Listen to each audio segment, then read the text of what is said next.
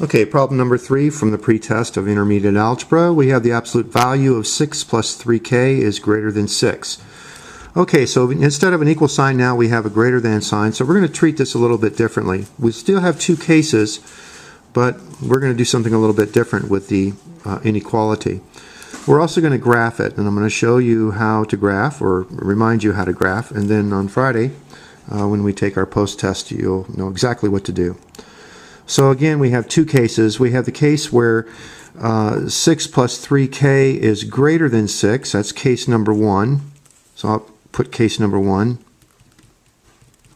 And then case number 2. And this is where the difference is. This time, instead of just adding the opposite of 6, which is, or introducing the opposite of 6, which is negative 6, we're also going to flip the sign. Okay? So we have two cases. 6 plus 3k is greater than 6, and 6 plus 3k is less than negative 6. Okay? All right, so that means that 6k, or excuse me, 6 plus 3k being greater than 6, we're going to subtract 6 from both sides. Well, if we subtract 6 from both sides,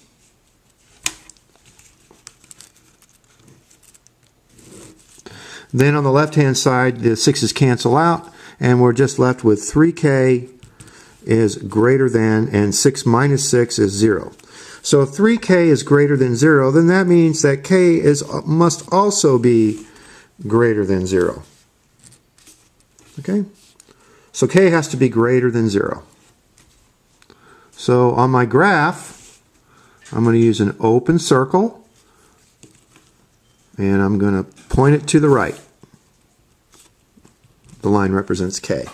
So k must be greater than 0. It can't be equal to 0, because if it's equal to 0, then we have an inequality that doesn't hold true.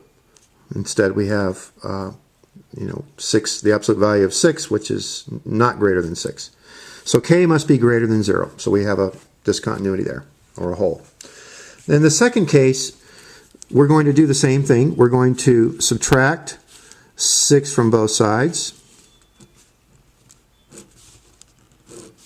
And this time we get a little different result. We get 3k is less than negative 12. Well, if 3k is less than negative 12, and we divide both sides by 3, which is the reciprocal of, or if we multiply both sides by 1/3, which is the reciprocal of 3, we're dividing by 3 on both sides, then the 3's cancel out, and k is less than negative 12 divided by 3, which is negative 4. So k must be less than negative 4. So if we come over here on our graph where negative 4 is, k must be less than negative 4. So this time we're going to the left.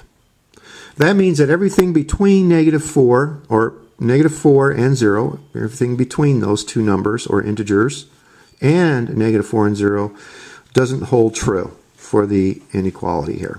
And you can easily test that by plugging in either negative 4 or 0 to find out. So if I plugged in negative 4 for k, then 3 times negative 4 is negative 12, and negative 12 plus 6 is negative 6. The absolute value of negative 6 is 6, which is not greater than 6, so it doesn't hold true. All right.